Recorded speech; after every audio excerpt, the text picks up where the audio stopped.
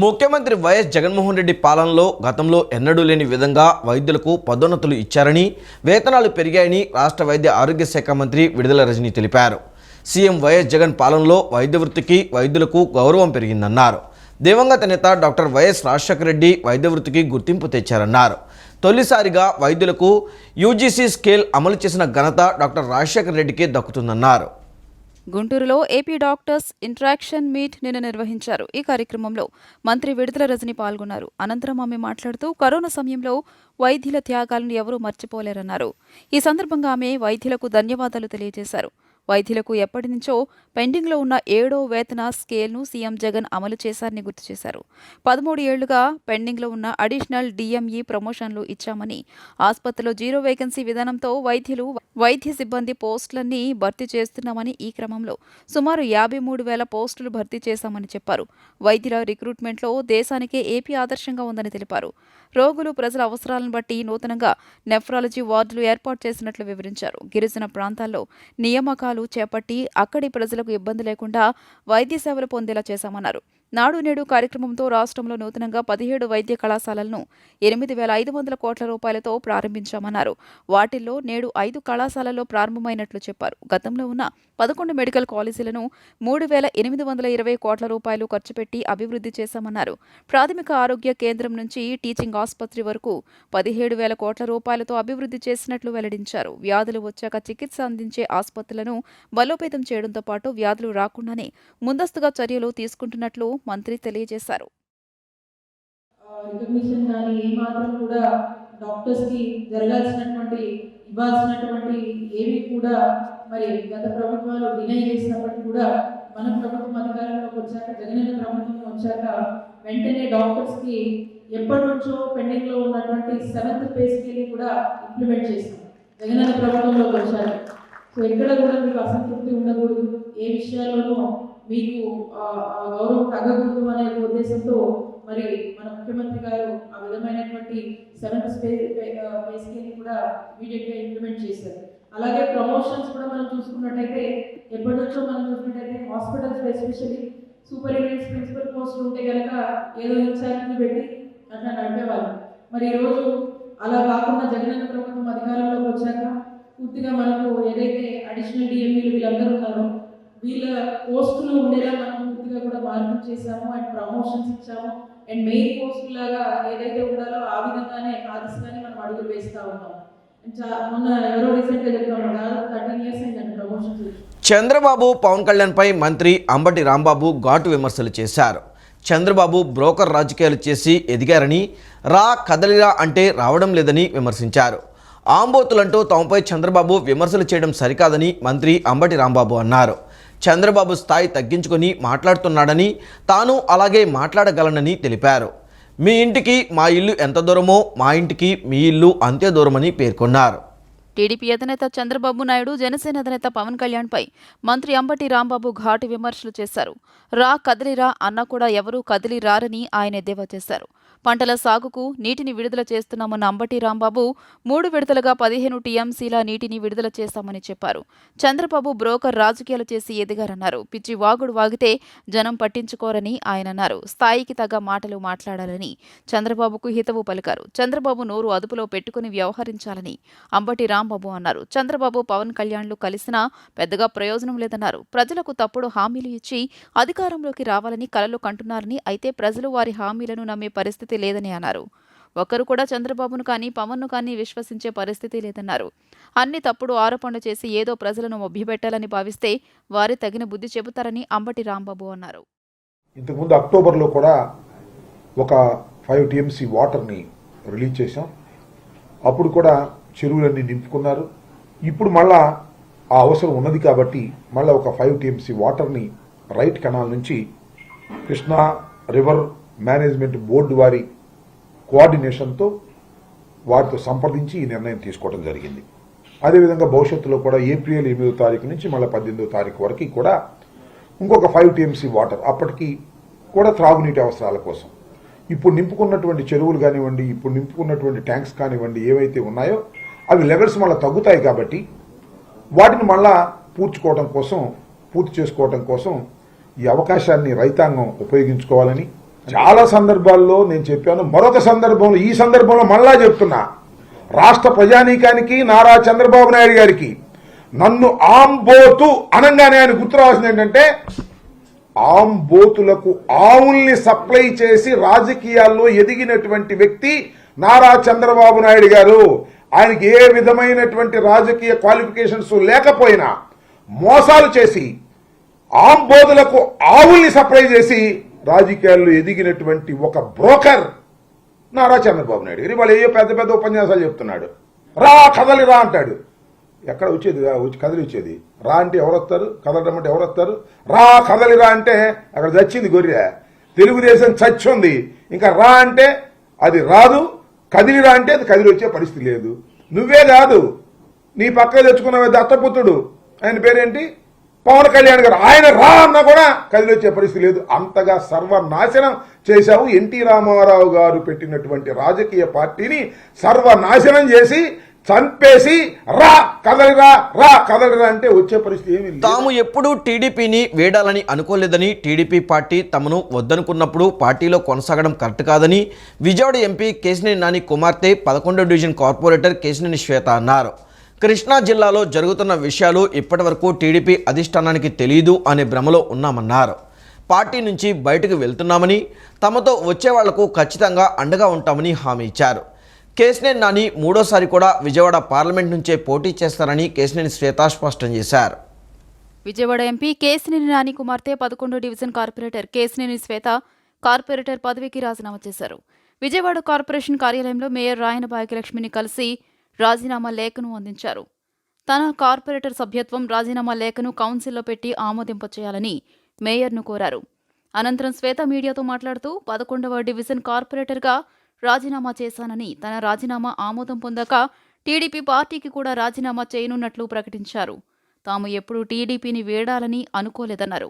TDP party తమను వద్దు అనుకున్నప్పుడు పార్టీలో కొనసాగడం కరెక్ట్ కాదన్నారు. కేశినేని నాని పార్టీకి రాజీనామా చేశాక కార్యకర్తలతో మాట్లాడి భవిష్యత్ కార్యాచరణ ప్రకటిస్తారని తెలియజేశారు. జగన్ ప్రభుత్వం వచ్చాక కార్పొరేటర్ల ప్రాణాలకు రిస్క్ అని తెలిసి పోటీ చేశారని, గౌరవం లేని చోట పని చేయలేమని స్పష్టం చేశారు. గత సంవత్సరం కాలం నుంచి టీడీపీ పార్టీలో కేశినేని నాని అవమానాలు ఎదుర్కొంటూనే ఉన్నారన్నారు. కృష్ణా జిల్లాలో జరుగుతున్న విషయాలు ఇప్పటివరకు టీడీపీ అధిష్టానానికి తెలియదు అనే భ్రమలో ఉన్నామన్నారు. మున్సిపల్ ఎన్నికలప్పుడు విజయవాడలో 3 నాయకులు ఇబ్బంది పెట్టారని చెప్పారు. పార్టీ నుంచి బయటకు వెళ్తున్నామని, తమతో వచ్చే వాళ్ళకి ఖచ్చితంగా అండగా ఉంటామని హామీ ఇచ్చారు.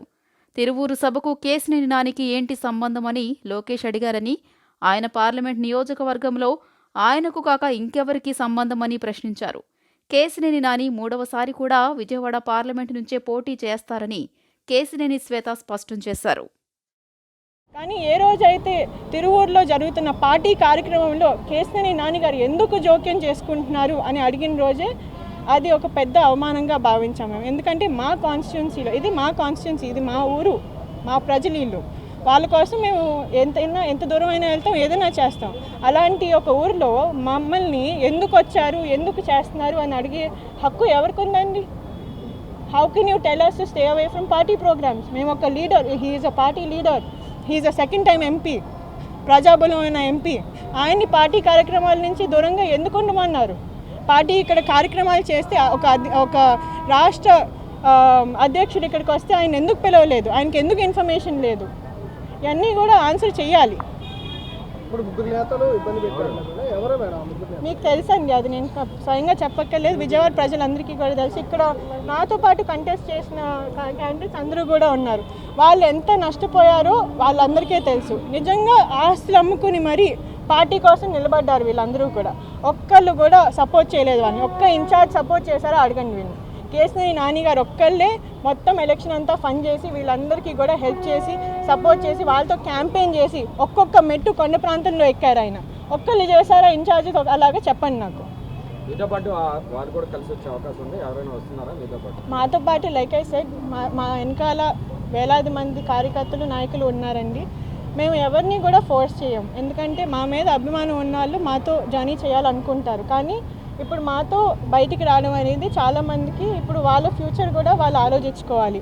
సో మేము ఎవరిని కూడా మాతో రమ్మనం. కానీ కేశినేని నాని గారి మీద అభిమానంతో ఎవరైనా కానీ మాతో జర్నీ చేయాలనుకుంటే తప్పకుండా వాళ్ళకి న్యాయం జరిగేలాగే మేము డిసిషన్ తీసుకుంటామని తెలియజేస్తున్నాం.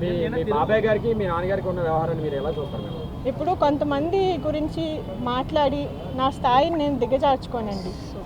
కొంతమందికి మారల్స్ అవేమీ ఉండవు. నేను చిన్నప్పుడే ఎప్పుడూ అతను మా ఫ్యామిలీ మెంబర్ కాదు అని నేను భావించాను.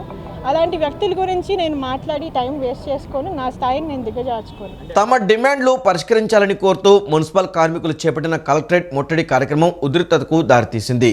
ముట్టడి కార్యక్రమానికి మున్సిపల్ కార్మికులు భారీగా తరలివచ్చారు. పోలీసులు వారిని అడ్డుకున్నారు. ఈ క్రమంలో పోలీసులు కార్మికుల మధ్య తోపులాట చోటు చేసుకుంది. పోలీసులు బలవంతంగా వాహనాల్లో ఎక్కించి 1 టౌన్ పోలీస్ స్టేషన్కు తరలించారు. తోపులాటలో కొందరు మహిళలు సొమ్మసిల్లి పడిపోయారు. ప్రభుత్వం పోలీసులు వ్యవహరిస్తున్న తీరుపై మండిపడ్డారు. తమ సమస్యల పరిష్కారం కోసం గత కొన్ని రోజులుగా మున్సిపల్ కార్మికులు సమ్మె నిర్వహిస్తున్నారు. ఇందులో భాగంగా ఎన్టీఆర్ జిల్లా కలెక్టరేట్ను ముట్టడించడానికి మున్సిపల్ కార్మికులు పిలుపునిచ్చారు. మరోవైపు కలెక్టరేట్ ముట్టడి నేపథ్యంలో మున్సిపల్ కార్మికులను అరెస్టు చేసేందుకు భారీగా పోలీస్ బలగాలు మోహరించాయి.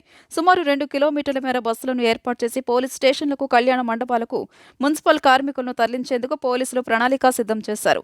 మున్సిపల్ కార్మికుల కలెక్టరేట్ ముట్టడి కార్యక్రమానికి సిఐటియు, వామపక్షాల నాయకులు కూడా సంఘీభావం తెలియజేశారు. కలెక్టరేట్ ముట్టడికి బయలుదేరగా పోలీసులు అడ్డుకున్నారు. ఈ క్రమంలో పోలీసులు కార్మికుల మధ్య తోపులాట చోటు చేసుకుంది. పోలీసులు బలవంతంగా వాహనాల్లో ఎక్కించి 1 టౌన్ పోలీస్ స్టేషన్కు తరలించారు. తోపులాటలో కొందరు మహిళలు సొమ్మసిల్లి పడిపోయారు. ప్రభుత్వం పోలీసులు వ్యవహరిస్తున్న తీరుపై మండిపడ్డారు. 1 టౌన్ పోలీస్ స్టేషన్ ఆవరణలోనూ కార్మికులు తమ నిరసనను కొనసాగిస్తున్నారు. మున్సిపల్ కార్మికుల న్యాయమైన డిమాండ్లను పరిష్కరించేంత వరకు సమ్మె వదలబోమని మున్సిపల్ కార్మికులు స్పష్టం చేశారు. కోవిడ్ సమయంలో ఎనలేని సేవలు అందించిన మున్సిపల్ కార్మికులను ప్రభుత్వం గుర్తించడం లేదని కార్మికులు ఆగ్రహం వ్యక్తం చేస్తున్నారు. ధరలు పెరిగిన ధరలకు అనుగుణంగా జీతాలు పెంచమంటే ఇంత దౌర్జన్యం చేయటం ఈ ప్రభుత్వానికి తగదు. విజయవాడలో కలెక్టర్ ఆఫీస్ దగ్గర ఈడ్చిపడేశారు మమ్మల్ని అందరినీ. కార్మికుల్ని, ఆడవాళ్ళని చూడకుండా వాళ్ళందరినీ లాగేసి దౌర్జన్యంగా రోడ్డు మీద ఈడ్చుకుంటూ ఏమి నేరం చేశారు? నేరం చేసింది వాళ్ళ ప్రభుత్వం, తప్పు చేసింది ప్రభుత్వం, తప్పు చేసింది ముఖ్యమంత్రి. మాట తప్పాడు. ఇవాళ మున్సిపల్ కార్మికులకి పర్మనెంట్ చేస్తా అని మాట చెప్పావు. 5 ఏళ్ళైనా ఇంతవరకు పర్మనెంట్ చేయకుండా కాలయాపన చేస్తా, పైపెచ్చు దౌర్జన్యం చేస్తావా? అందుకే కార్మికుల సమస్యలు రాష్ట్రం అట్టుడికిపోతా ఉంది. అన్ని వర్గాల కార్మికులు రోడ్డు ఎక్కారు. దీన్ని ఎంతకాలం అని చేస్తావు నువ్వు? ఇవాళ ఎస్మా చట్టాలు పెడతావా? చట్టాలతో పాత ప్రభుత్వాలన్నీ కాలగర్భంలో కలిసిపోయినాయి. ఎప్పటికైనా సరే ఈ ప్రభుత్వం దిగిరావాలి. ఈ దౌర్జన్యాన్ని ఖండిస్తున్నాం. మున్సిపల్ కార్మికుల ఆందోళన ఆగదు, ముందుకు సాగిస్తాం. అందరు కార్మికులతో కలిసి ఈ రోజున ఉద్యమాన్ని ముందుకు తీసుకెళ్తాం. రాష్ట్ర ప్రభుత్వం ఎస్మాతో అంగన్వాడీ వర్కర్లను భయపెట్టాలని చూస్తే సహించేది లేదని అంగన్వాడీ వర్కర్ల హెల్పర్ సంఘం రాష్ట్ర కార్యదర్శి సుప్రజ అన్నారు. ఈరోజు ప్రభుత్వం మా సమస్యలపై సానుకూలంగా స్పందించుకుంటే సమ్మె కొనసాగిస్తామని హెచ్చరించారు. రాష్ట్ర వ్యాప్త సమ్మెలో భాగంగా నగరంలోని గాంధీనగర్ ధర్నా చౌక్ వద్ద అంగన్వాడీలు నిరసన కార్యక్రమం చేపట్టారు. ఎన్టీఆర్ జిల్లాతో పాటు వివిధ జిల్లాల నుంచి అంగన్వాడీలు తరలివచ్చి నిరసన కార్యక్రమం చేపట్టారు. తాము రాష్ట్ర ప్రభుత్వాన్ని గొంతెమ కోర్కెలు కోరడం లేదని, ఎన్నికల ముందు సీఎం జగన్మోహన్ రెడ్డి ఇచ్చిన హామీలు నెరవేర్చాలని కోరుతున్నామని అన్నారు. అంగన్వాడీలు ఇప్పటికీ 27 రోజుల నుంచి సమ్మె చేస్తున్నా ప్రభుత్వం పెడచెవిన పెట్టి అన్యాయంగా ఎస్మా ప్రయోగించాలని బెదిరించడం దుర్మార్గమన్నారు. వేతనాలు పెంచాలని, సుప్రీంకోర్టు తీర్పు ప్రకారం గ్రాట్యుటీ అమలు చేయాలని అంగన్వాడీలు డిమాండ్ చేస్తున్నామని తెలియజేశారు. ఈ డిమాండ్లు మినహా మిగిలిన 10 డిమాండ్లు అమలు చేశామని మంత్రి బొత్స సత్యనారాయణ ప్రజలను మభ్యపెట్టేలా రకరకాల అబద్ధపు ప్రకటనలు చేస్తున్నారని మండిపడ్డారు. అంగన్వాడీలు చేస్తున్న సేవలు అత్యవసరం కాదని మంత్రి బొత్స హేళనగా మాట్లాడుతున్నారని మండిపడ్డారు. ఎస్మాలు మాకు కొత్త కాదని, ప్రభుత్వం చేసే బెదిరింపులకు భయపడమన్నారు. బొత్స సత్యనారాయణ గారు ఏమన్నారంటే, మీదేమన్నా అత్యవసర సేవలు అనుకున్నారా? మిమ్మల్ని పీకి పారేస్తాం, మిమ్మల్ని తీసేస్తే 10 మంది లైన్లోకి వస్తారు అన్న పెద్ద మనిషి మరి మొన్న హడావిడిగా ఎందుకు ఆ జీవోని జారీ చేశారు అనేది మేము అడుగుతున్నాం. అంటే 10 మంది రాలేదా అయ్యా మీకు? మమ్మల్ని తీసేస్తే 10 మంది వస్తారన్నావు కదా, తాళాలు పగలగొట్టారు కదా, తాళాలు పగలగొడితే ఎవరు వచ్చారు? ఎవ్వరూ రాలేదు. ఈ రోజు ఏంటంటే సాయంత్రం 5 గంటల లోపు మీరు సెంటర్లకు వెళ్ళకపోతే మిమ్మల్ని అందరినీ అరెస్టులు చేయిస్తాం, నోటీసులు ఇస్తాం అని చెప్పి బెదిరిస్తున్నారు. అరెస్టులు అంగన్వాడీలకు కొత్త కాదు. 25 సంవత్సరాల నుంచి అంగన్వాడీలు పోరాటాలు చేస్తున్నారు. పోరాటాలు అంగన్వాడీలకు వెన్నతో పెట్టిన విద్య. కాబట్టి నీ అరెస్టులకి భయపడవు, నీ బెదిరింపులకు భయపడవు. ఉద్యోగం పోతుంది, ఉద్యోగం తీసేస్తామంటున్నావు. మేమేం చెప్పదలుచుకున్నామంటే మే అంగన్వాడీ కార్యకర్తలు 1,06,000 మంది, మా వెనక ఉన్న లబ్ధిదారులు 36 లక్షల మంది కలిపి నీ ఉద్యోగమే, సీఎం ఉద్యోగమే తీయదలుచుకున్నాము. వేతనాలు పెంచాలి, గ్రాట్యుటీ అమలు చేయాలి. ఈరోజు తాడేపల్లిలో కూర్చొని బటన్ నొక్కుతున్న మీకు ఆర్థిక ఫలాలు అందిస్తున్నామనే పేరుతో మీరు బటన్ నొక్కుతా ఉన్నారు. మీ బటన్ నొక్కి మిమ్మల్ని ఇంటికి పట్టించే రోజులు దగ్గర ఉన్నాయి. 1,03,000 మంది అంగన్వాడీలు, వాళ్ళ మీద ఆధారపడిన 30 లక్షల మంది కుటుంబాలు ఈరోజు రాష్ట్రంలో ఉన్నాయి. వీళ్ళందరికీ లబ్ధి చేకూరే విధంగా, గర్భిణీలు బాలింతలకి మేలు చేసే విధంగా ప్రభుత్వం తక్షణమే అంగన్వాడీలకు వేతనాలు పెంచాలి, గ్రాట్యుటీ అమలు చేయాలని మేము డిమాండ్ చేస్తూ ఉన్నాం. అంగన్వాడీల సమ్మెపై ప్రభుత్వం ఎస్మా ప్రయోగించడాన్ని సిపిఐ నేత నారాయణ తీవ్రంగా తప్పుబట్టారు. ఎస్మా ప్రయోగిస్తే ఇందిరాగాంధీకి పట్టిన గతే జగన్కు పడుతుందని హెచ్చరించారు. దేశద్రోహులపైన ఎస్మా ప్రయోగించాలన్నారు. సీఎం పైన, ఎర్రచందనం స్మగ్లర్లపైన ఎస్మా చట్టం ప్రయోగించాలని వ్యాఖ్యలు చేశారు. ఎమర్జెన్సీ సమయంలో ఇందిరాగాంధీకి ఎస్మా ప్రయోగించారని, రాజకీయంగా ఆమె పతనమయ్యారన్నారు. అమ్మలాంటి అంగన్వాడీలపై ఎస్మా ప్రయోగిస్తే ఆ పాపం ఊరికే పోదని, అదే అతని నాశనానికి కారణం అవుతుందని హెచ్చరించారు. ఎస్మా చట్టం అమలు చేసి ఎంతమందిని అరెస్ట్ చేస్తారో చేయాలన్నారు. అంగన్వాడీల పోరాటం కొనసాగుతుందని, వారికి మద్దతుగా తాము నిలబడతామని నారాయణ స్పష్టం చేశారు. విజయవాడ 11వ డివిజన్ కార్పొరేటర్ కేశినేని శ్వేత విజయవాడ తూర్పు నియోజకవర్గ ఎమ్మెల్యే గద్దె రామ్మోహన్ నివాసంలో భేటీ అయ్యారు. తాను మొదట కార్పొరేటర్గా పోటీ చేసే ముందు ఎమ్మెల్యే గద్దె రామ్మోహన్ తనకు బీఫామ్ ఇచ్చారని, ఎంతో మద్దతుగా నిలిచారని చెప్పారు. చిన్ననాటి నుండి తమకు ఎమ్మెల్యే గద్దె కుటుంబంతో అనుబంధం ఉందన్నారు. కార్పొరేషన్ కార్యాలయంలో రాజీనామా పత్రాన్ని ఇవ్వడానికి ముందు తనకు ఎంతో సహకరించిన ఎమ్మెల్యే గద్దె రామ్మోహన్ను కలిసి కృతజ్ఞతలు తెలిపేందుకు వచ్చారని చెప్పారు. నేను ఇక్కడే చెప్పారండి, కర్టసీగా మిమ్మల్ని ఒకసారి కలిసి వెళ్దాం, మీరు నాకు ఎఫెక్షన్గా సీట్ ఇచ్చారు, నాకు కోఆపరేట్ చేశారు, ఇవాళ కొన్ని పరిస్థితులు రాజీనామా చేద్దాం అనుకున్నాను, ఒకసారి చెప్పి వెళ్దామని వచ్చారు. అంతే, ఆల్ ది బెస్ట్, జాగ్రత్తగా ఉన్నాం. ఎంపీ గారు అయితే నాకు చెప్పలేదు, ఆవిడ మాత్రం కార్పొరేటర్గా రాజీనామా చేసి తర్వాత పార్టీ రాజీనామా చేస్తా ఉన్నారు. రాజీనామా చేసేటట్టు చేస్తారు. ముందు వచ్చి మా ఎమ్మెల్యే గారికి చెప్పుకోవడం అనేది కరెక్ట్ అనిపించింది. అందుకని ఈరోజు వచ్చి ఆయన బ్లెస్సింగ్స్ తీసుకున్నాను. అలాగే ఇప్పుడు వెళ్ళి మన కార్పొరేషన్లో మేయర్ గారికి కలిసి రాజీనామా సబ్మిట్ చేస్తున్నాను. తర్వాత వెంటనే టీడీపీకి రాజీనామా చేయడం జరుగుతుంది. ఆ తర్వాత నేను మాట్లాడతాను, మీకు అన్నీ స్పష్టం చేస్తాను. కానీ కౌన్సిల్లో ఫస్ట్, అంటే కార్పొరేషన్లో ఫస్ట్ రాజీనామా చేసిన తర్వాత నేను మాట్లాడతానండి. అన్నీ కూడా స్పష్టం చేస్తాను. జస్ట్ కొంతసేపు ఆగండి. ఫస్ట్ రాజీనామా చేసిన తర్వాత నేను ఏదైనా కానీ నా కామెంట్స్ అనేది మీకు ఫస్ట్. నేను ఎప్పటి నుంచో చిన్నప్పటి నుంచి ఆడుకుంటూ ఉంటాను, వాళ్ళ ఇంట్లో పెరిగిన మనిషిని నేను. సో అందుకని ఈరోజు ఏంటంటే ఇది ఒక చాలా మేజర్ స్టెప్ నేను తీసుకోబోతున్నాను కాబట్టి. అలాగే నా పొలిటికల్ జర్నీలో కూడా గద్దె రామ్మోహన్ గారు నన్ను చాలా బాగా సపోర్ట్ చేశారు, మోటివేట్ చేశారు. ఇక్కడ మా ఈస్ట్ కాన్స్టిట్యున్సీలో మేము కార్పొరేటర్స్ అందరం కూడా ఆయనతో పాటు చాలా బాగా పనిచేశాము. సో అందుకని ఫస్ట్ వచ్చి మర్యాదపూర్వకంగా ఆయన కలిసి ఆయనకి నా నిర్ణయం గురించి చెప్పి ఆ తర్వాత వెళ్ళి రాజీనామా చేద్దామని అనుకున్నాను. పథకాలకు సంబంధించి కేంద్ర ప్రభుత్వానికి తగిన గుర్తింపు కల్పించడంలో రాష్ట్ర ప్రభుత్వం నిర్లక్ష్యంగా వ్యవహరిస్తుందని కేంద్ర ఆరోగ్య కుటుంబ సంక్షేమ శాఖ సహాయ మంత్రి భారతీ పవార్ విమర్శించారు. ఇది ఇలాగే కొనసాగితే ఉపేక్షించేది లేదని స్పష్టం చేశారు. అవసరమైతే కేంద్ర ప్రభుత్వ పథకాలకు నిధులు మంజూరును నిలిపివేయడానికి వెనకాడబోమని హెచ్చరించారు. నగరంలోని బీజేపీ రాష్ట్ర కార్యాలయంలో కేంద్ర ఆరోగ్య కుటుంబ సంక్షేమ శాఖ సహాయ మంత్రి భారతీ పవార్ నిన్న విలేకరులతో మాట్లాడారు. తన పర్యటనలో భాగంగా ఆరోగ్య కేంద్రాలను పరిశీలించినప్పుడు బోర్డులో కేంద్ర ప్రభుత్వానికి ప్రాధాన్యం కల్పించడం లేదన్నారు. ప్రధాని మోదీ ఫోటోలు కూడా కనిపించకుండా చేస్తున్నారని మండిపడ్డారు. ఇదిలాగే కొనసాగితే ఉపేక్షించేదే లేదని స్పష్టం చేశారు. అవసరమైతే కేంద్ర ప్రభుత్వ పథకాలకు నిధులు మంజూరును నిలిపివేయడానికి వెనకాడబోమని హెచ్చరించారు. ఏపీలోని 26 జిల్లాల్లో 125 వాహనాలతో వికసిత్ భారత్ సంకల్పయాత్ర నిర్వహిస్తున్నామని, 35 లక్షల మంది ఇందులో భాగస్వామ్యం అయ్యారన్నారు. అర్హత ఉన్నవారు ఆయా పథకాలకు దరఖాస్తు చేసుకుంటున్నారని చెప్పారు. ఆరోగ్యపరమైన పరీక్షలు నిర్వహించి మందుల్ని ఉచితంగా ఇస్తున్నామన్నారు. ప్రాథమిక ఆరోగ్య కేంద్రాన్ని ఆయుష్మాన్ ఆరోగ్య మందిర్గా మార్చామని భారతీ పవార్ తెలియజేశారు. ब्रांडिंग गाइडलाइंस को मॉनिटर करना, मैनेज करना ये स्टेट और सेंट्रल दोनों का काम है. और अगर ये नाम नहीं डालेंगे तो एमओयू को क्या अर्थ रहा. Will take the action. और हम ये चाहते हैं कि जो सेंट्रल दे रहा है, सेंट्रल का भी ये है ना आईएसी करना इट इज़ वेरी क्लियर कि बजट दे रहे हैं तो we are expecting the name, तो हम लोग बजट के लिए फिर सोचना पड़ेगा. If you are not following the guidelines, branding के लिए नहीं कर रहे हैं, तो फिर इसका मतलब लोग हमें पूछेंगे कि आपका क्या काम है यहाँ पे, क्यों आए हैं यहाँ पे, क्या कर रहे हैं आप आके. मैं तो हमेशा आती हूँ, प्रवास करती हूँ, तो मैं तो आंसरेबल हूँ ना लोगों को.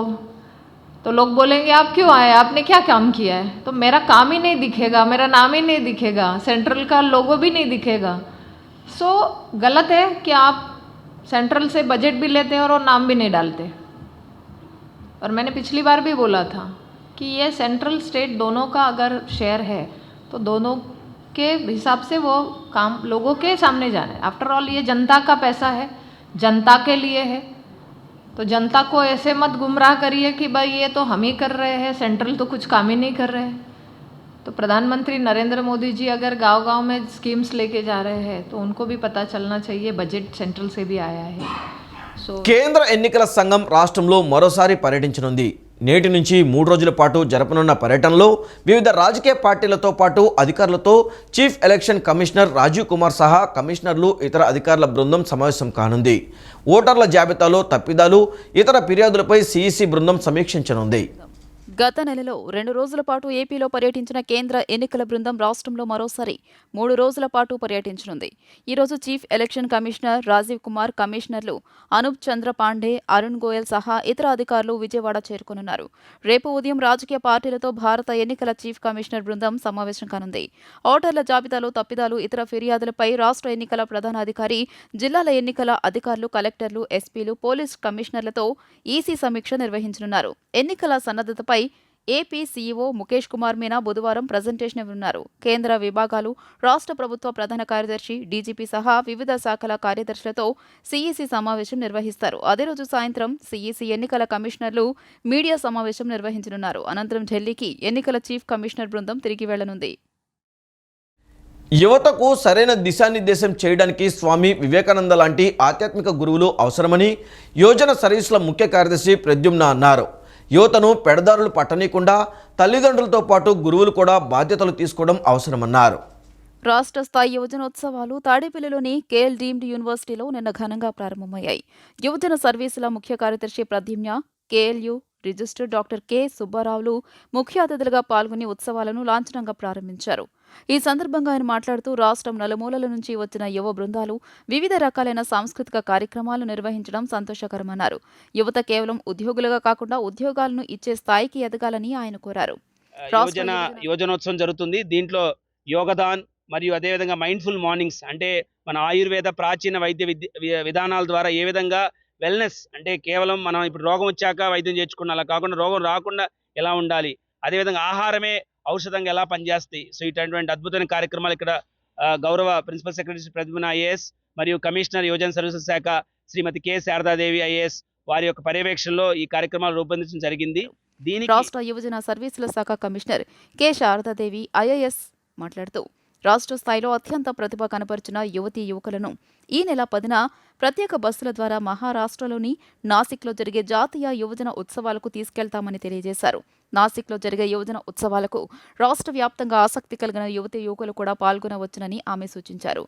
జిజ్ఞాస ఫౌండేషన్ డైరెక్టర్ భార్గవ మాట్లాడుతూ రాష్ట్ర ప్రభుత్వం అత్యంత ప్రతిష్టాత్మకంగా నిర్వహిస్తున్న యువజన ఉత్సవాలు కేఎల్యూలో అంగరంగ వైభవంగా జరుగుతున్నాయన్నారు. జిజ్ఞాస ఫౌండేషన్, ఆంధ్రప్రదేశ్ ప్రభుత్వం సంయుక్తంగా నిర్వహిస్తున్న యువజన సర్వీసులు యువజన ఉత్సవాలకు రాష్ట్ర వ్యాప్తంగా అన్ని జిల్లాల నుంచి అత్యంత ప్రతిభావంతులైన యువతీ యువకులు పాల్గొన్నారన్నారు.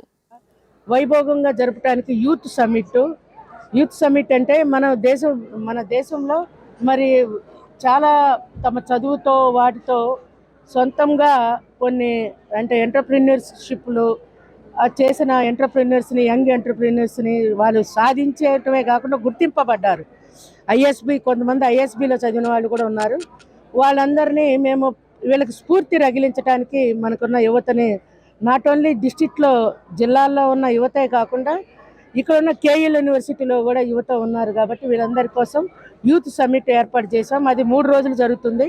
దానిలో మన దేశంలో రకరకాల సంస్థలను మన స్థాపించి జాబ్స్ క్రియేటర్గా నిరూపించుకున్న యంగ్ లేడీస్ మరియు జెంట్స్ చాలామంది వారు వచ్చి మరి ఆ ఉపన్యాసాలు ఇవ్వటం జరుగుతుంది. అత్యాధునిక హంగులతో తీర్చిదిద్దిన విజయవాడ రాజీవ్ గాంధీ పార్క్ నగరవాసులను ఆకట్టుకుంటుంది. పచ్చని చెట్లు, పిల్లలు ఆడుకునేందుకు ఆట పరికరాలు, పార్క్ అందాలను వీక్షించేందుకు రైలు బండి, వాటర్ ఫౌంటైన్లు, అమ్యూజ్మెంట్ జోన్, ఇలా పిల్లలు పెద్దలకు నచ్చే విధంగా రకరకాల ఆటలు, ప్రదేశాలు ఎన్నో పార్కుల్లో ఉన్నాయి. చిన్న పిల్లల నుంచి పెద్దల వరకు ప్రతి ఒక్కరికి ఆహ్లాదాన్ని, వినోదాన్ని పంచుతుంది. సాయం సంధ్య వేళ పిల్లలతో సరదాగా గడిపేందుకు నగరవాసులు కుటుంబ సమేతంగా పార్కుకు వస్తుండడంతో సందర్శకులతో పార్క్ కిటకిటలాడుతోంది. నగర వాసులు కుటుంబంతో సరదాగా గడపాలంటే మాల్స్, సినిమాలు, హోటల్స్, ఎగ్జిబిషన్స్కి మాత్రమే వెళ్తుంటారు. ప్రకృతిని ఆస్వాదిస్తూ స్వచ్ఛమైన గాలిని పీలుస్తూ కుటుంబంతో సరదాగా గడిపేందుకు, వినోదాన్ని పొందేందుకు నగరంలో సరైన ప్రదేశమే ఉండేది కాదు. కానీ ఇప్పుడు ఆ లోటును భర్తీ చేస్తూ అధునాతన హంగులతో నగరవాసులకు వినోదాన్ని పంచుతుంది విజయవాడ రాజీవ్ గాంధీ పార్క్. శిథిలావస్థకు గురైన పార్కును విజయవాడ నగర పాలక సంస్థ 2.56 కోట్ల రూపాయలతో పునరుద్ధరించింది. పిల్లలు, యువత, పెద్దలకు నచ్చే విధంగా ఆహ్లాదకరంగా పార్కును తీర్చిదిద్దారు. 8.68 ఎకరాల్లో విస్తరించి ఉన్న ఈ పార్క్లో skating ring, rose garden, bonsai garden, cafeteria, ఫౌంటైన్లు, పాతకాలపు rail station, biodiversity museum, children's play zone, party area, amusement జోన్ను ఏర్పాటు చేశారు. పబ్లిక్ ప్రైవేట్ పార్ట్నర్షిప్ పద్ధతిలో ప్లే జోన్ను ఏర్పాటు చేసి అందులో వివిధ రకాల ఆట పరికరాలను అమర్చారు. పార్క్ ఆవరణలో చిన్నపాటి కార్యక్రమాలు నిర్వహించేందుకు చర్యలు చేపట్టారు. పెద్దలకు 20 రూపాయలు, పిల్లలు 10 రూపాయలు టికెట్గా నిర్ణయించారు. ప్రకృతిగా దగ్గరగా పచ్చని చెట్ల నడుమ కుటుంబంతో సరదాగా గడిపేందుకు అనువైన ప్రదేశంగా పార్క్ను తీర్చిదిద్దారు. పార్క్లో ఏర్పాటు చేసిన గార్డెన్స్, వాటర్ ఫౌంటైన్లు మనసుకు ఆహ్లాదాన్ని పంచుతున్నాయి. పిల్లలు కంప్యూటర్లు, సెల్ ఫోన్లలో వీడియో గేమ్స్ ఆడుతూ, వీడియోలు చూస్తూ కాలక్షేపం చేయడానికి బదులు ప్రకృతికి దగ్గరగా గడుపుతూ, ఆడుకుంటూ ఆనందాన్ని పంచేందుకు అనువైన ప్రదేశంగా నిలుస్తోంది. పార్క్లో ఉన్న పచ్చని మొక్కలు, వాటర్ ఫౌంటైన్లు, అమ్యూజ్మెంట్ పార్క్, ఆహ్లాదకరమైన ప్రదేశాలను కూర్చుని చూసేందుకు చిన్న రైలు బండి కూడా ఉంది. ఆ రైలులో కూర్చుని పార్క్ అంతా చక్కర్లు కొట్టొచ్చు. పార్క్లో ఉయ్యాలలు, జారుడు బలలు, హెలికాప్టర్, ఇలా వివిధ రకాల ఆట పరికరాలతో పిల్లలు ఆడుకుంటూ ఉల్లాసంగా గడుపుతున్నారు. అమ్యూజ్మెంట్ పార్క్లో Tora Tora, giant wheel, disco, surfer, bumping cars, VR zone, toy train, kids pedal boat, kids cars, selfie booths, ఇలా 25 రకాల యాక్టివిటీస్ ఉన్నాయి. ఇంతేనా, 3D కళ్లద్దాలను ధరించి 9D మ్యాక్స్ థియేటర్లో సినిమాలు చూస్తూ థ్రిల్ పొందొచ్చు. ఒళ్ళు గగురు పుట్టించే స్కేరీ హౌస్ కూడా ఉంది. నగరవాసులు కుటుంబ సమేతంగా వచ్చి పార్కులో గడుపుతున్నారు. ఆధునీకరించిన పార్క్ ఎంతో బాగుందని, అందరికీ వినోదాన్ని పంచుతోందని సందర్శకులు చెబుతున్నారు. అందరికీ నచ్చేలా, మెచ్చేలా రాజీవ్ గాంధీ పార్క్ను అభివృద్ధి చేసినట్లు నిర్వాహకులు రవి తెలియజేశారు. మాల్స్కు తీసిపోని విధంగా విఆర్ జోన్, ప్లే జోన్ అన్నీ ఉన్నాయని చెప్పారు. 9D మ్యాక్స్ థియేటర్ ఏపీలో మొదటిది. 24 సీట్లతో పార్క్లో ఏర్పాటు చేశామన్నారు. స్కేరీ హౌస్ను 1000 చదరపు అడుగుల్లో ఏర్పాటు చేశామని, ట్రంప్లిన్ పార్క్ కూడా ఉందన్నారు. విజయవాడ రాజీవ్ గాంధీ పార్క్లో ఉన్నామండి. ఇది రీసెంట్గా చాలా డెవలప్ చేశారు. పిల్లలు వచ్చిన దానికి ఇక్కడ వాళ్ళందరూ ఎంతో హ్యాపీగా ఆడుకోవడానికి కానీ ప్లేసెస్ చాలా ఉన్నాయి. దాంతోపాటు ఈ టోరా కానీ, giant wheel, disco surfer, bumping cars activities, VR zone, toy train, ఇలాంటి చాలా యాక్టివిటీస్ ఉన్నాయి. పిల్లలు వస్తే కనుక చాలా బాగా ఎంజాయ్ చేయొచ్చు. కనీసం 4 to 5 అవర్స్ ఇక్కడ పిల్లలు ఎంజాయ్ చేసి ఇదంతా ఎంజాయ్ చేయడానికి చాలా అయితే మంచి మంచి సదుపాయాలు ఉన్నాయి. మేజర్గా ఏంటంటే పిల్లలు దగ్గర నుంచి మనం మొబైల్స్ తీసేసి నేచర్కి దగ్గరగా ఉంచే పరిస్థితులు ఈ రాజీవ్ గాంధీ పార్క్లోనే అవుతుందండి. ఈ పార్క్ని కమిషనర్ గారు, నగర మేయర్ గారు ఎంతో ఇన్వాల్వ్ అయ్యి దీన్ని ప్రజల కోసం అందుబాటులో తీసుకొచ్చారు. పిల్లలు కూడా రోజు ఇక్కడ రెగ్యులర్గా వచ్చేవాళ్ళు ఉన్నారు. మళ్ళీ మంచి మంచి యాక్టివిటీస్ ఉన్నాయి.